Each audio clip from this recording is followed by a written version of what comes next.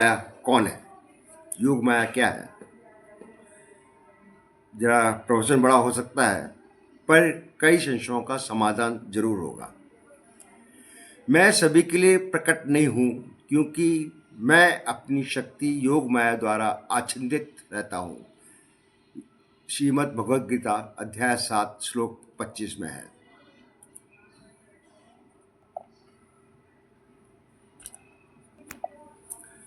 जब हम भगवान श्री कृष्ण का जीवन वृतांत पढ़ते हैं तो हमें एक देवी के बारे में बार बार पता चलता है, पर उसके विषय में हमें बहुत अधिक जानकारी नहीं मिलती। उसका नाम है योग माया। इनके बारे में सबसे अधिक पूछा जाना प्रश्न है कि आखिर योग माया कौन है? माता योग माया का संबंध भगवान विष्णु से है। ये तो सब जानते हैं कि श्री हरि मायापति हैं। इस संसार में हमें जो कुछ भी दिखता है, हमें जो कुछ भी महसूस कर सकते हैं, यहाँ तक कि जो हम सोच सकते हैं, वो सब माया ही है। वो माया भगवान विष्णु से ही उत्पन्न होती है और फिर उन्हीं में लीन हो जाती है। भगवान की इस माया को माता योग माया जुड़ी हुई है। यदि अपने भगवान विष्णु के नारायण स्वरूप को देखा हो तो ये ध्यान से देखा होगा, वे सदैव योग निद्रा में ही लीन रहते हैं। हमें जो एकादशी का पर्व मनाते हैं, उसमें वो भी इस निद्रा का संबंधित है। अब यह चूंकि भगवान नारायण योग निद्रा से में लीन रहते हैं, उस स्थिति में इस संसार का पालन उन्हीं की माया ही करती है। उनकी उसी माया को हम योग माया का नाम से जानते हैं। हमारे ग्रंथों में ऐसे कई उदाहरण हैं जब जहाँ हम किसी निराकार शक्ति को साकार रूप में जानते हैं। माता योग माया भी वैसी ही है। मूल रूप में वे तो निराकार हैं, किंतु साकार रूप में एक देवी का रूप में दर्शाया जाता है। अब चूंकि माता योग माया भगवान विष्णु की ही माया है, इस प्रकार उनके हर अवतार में योग माया का सहयोग होता ही है। तो योग माया का सबसे अधिक प्रभाव और वर्णन हमें श्री कृष्ण अवतार को देखने में मिलता है। यदि ग्रंथों की बात की जाए तो हमें कई पुराण में हमें माता योग माया के बारे में जानने को मिलता है, किंतु उनका विस्तृत वर्णन हमें श्री भगवत पुराण देवी भागवत में मिलता है। इसके अतिरिक्त महाभारत में हमें कृष्ण अवतार के प्रसंग में माता योग माया का वर्णन मिलता है। महाभारत पुराणों के अनुसार योग माया श्री कृष्ण की बहन थी। वैसे तो भगवान विष्णु के हर अवतार में उनके द्वारा की गई योग माया का ही प्रभाव है, किंतु श्री कृष्ण का अवतार दो चीज़ों के कारण विशेष है। पहला तो यह है कि अपने कृष्ण अवतार में श्री हरि ने जितनी माया की उतनी ही किसी और अवतार में नहीं की है। दूसरा यह है कि कृष्ण अवतार ही एक ऐसा अवतार है जहां श्री हरि के साथ साथ योग माया ने भी मनुष्य रूप में अवतार ग्रहण किया था। श्री भगवत पुराण में 10वें स्कंध पूर्वार्थ में अध्याय 1 के श्लोक 25 में योग माया के अवतरण का प्रसंग आता है। इसमें भगवान कहते हैं, भगवान की वो ऐश्वर्यशालिनी योग माया भी जिसने सारे जगत को मोहित कर रखा है,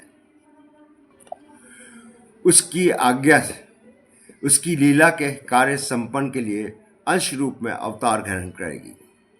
इसके आगे श्री भगवत पुराण के 10वें स्कंध पूर्वार्थ में अध्याय 2 में श्लोक 6 से लेकर 15 में भगवान विष्णु द्वारा योग माया को अवतार लेने के लिए प्रेरित करने का भी प्रसंग आता है। इन श्लोकों में कहा गया है कि जब भगवान ने ये देखा कि यदुवंशी कंस द्वारा सताए जा रहे हैं, तो उन्होंने अपनी योग माया को आदेश दिया हे देवी, तुम ब्रज में जाओ और गायों और ग्वालों से सुशोभित रहो। वहीं बाबा के गोकुल में वसुदेव की दूसरी पत्नी रोहिणी निवास करती थी। इस समय मेरा वो अंश, जिसे शेष कहते हैं, देवकी के गर्भ में स्थित है। उसे वहां से निकालकर तुम रोहिणी के गर्भ में रख दो। इसके बाद मैं अपनी सभी कलाओं के साथ अवतरित होऊंगा और तुम नंद बाबा की पत्नी यशोदा के गर्भ में जन्म लेना। मैं तुम्हें वरदान देता हूं कि तुम मनुष्यों को भी कोई भी वरदान देने में समर्थ होंगी। वे सदैव तुम्हारी पूजा करेंगे। तुम दुर्गा, काली, अंबिका नाम के आदि के नाम से प्रसिद्धि होगी। तब योग माया ने उनकी आज्ञा मानकर पृथ्वीलोक में आई और भगवान ने जैसा कहा वैसा ही कहा। आगे श्री भगवत पुराण में 10वें स्कंद में पूर्वार्थ के अध्याय 3 के श्लोक 45 से 53 तक में बताया है कि योग माया और श्री कृष्ण अवतरण के बारे में बताया गया है और साथ ही माता योग माया की लीला का वर्णन है।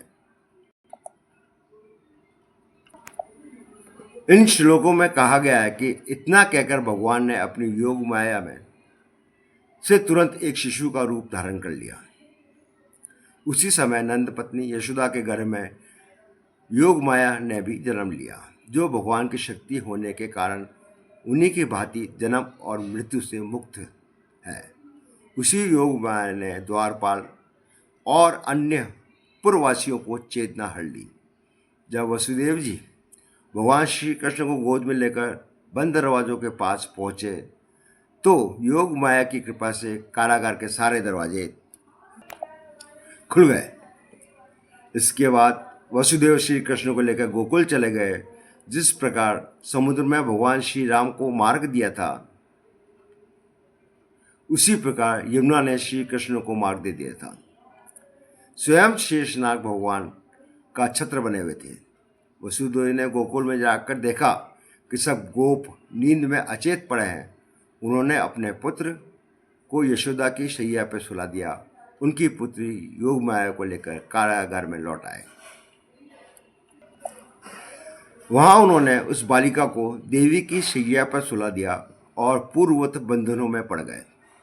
उधर यशोदा जी को ये भी तो पता चल गया कि कोई संतान हुई है, किंतु पुत्र है या पुत्री वो न जान सकी, क्योंकि योग माया ने उन्हें अचेत कर रखा था।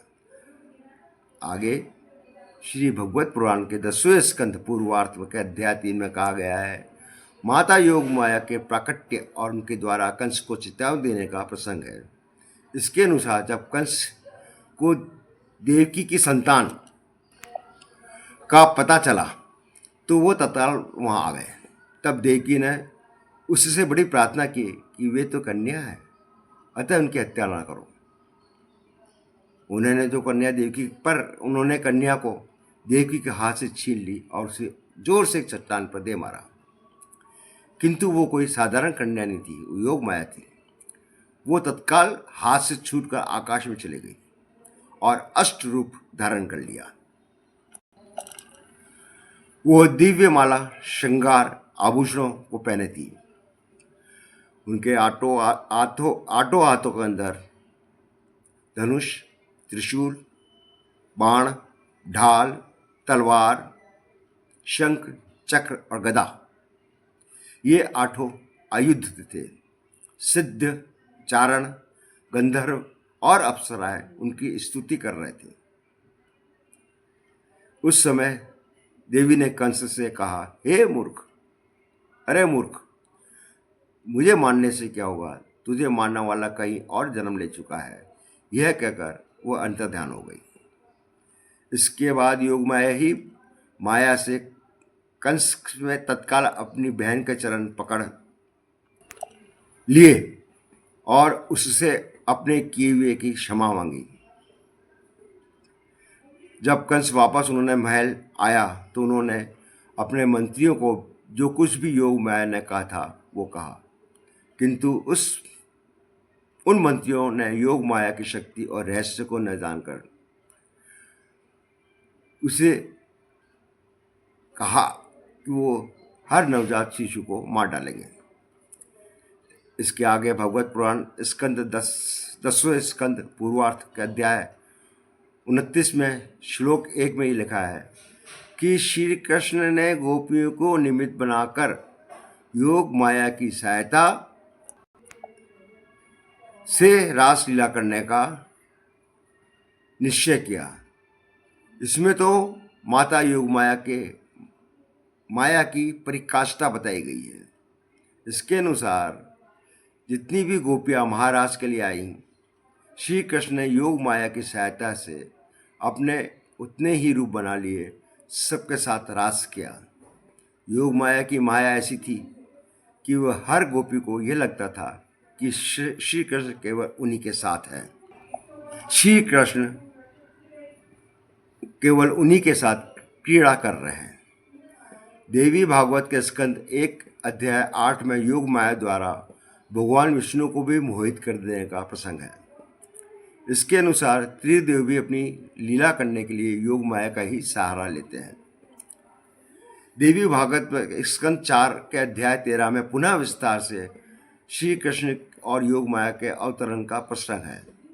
ऐसा वर्णित है कि श्री कृष्ण अपने रूप का विस्तार कर प्रत्येक रात्रि अपने 16,108 के साथ व्यतीत करते थे। उनकी ये माया भी माता योग माया के कारण ही थी। शिव पुराण में भी योग माया का वर्णन मिलता है, जहां उन्हें माता सती का अंश बताया गया है। ऐसी मान्यता है कि कलयुग में वही माता योग माया भारत भूमि की चारों दिशाओं में विभिन्न रूपों के नाम से निवास कर रही है।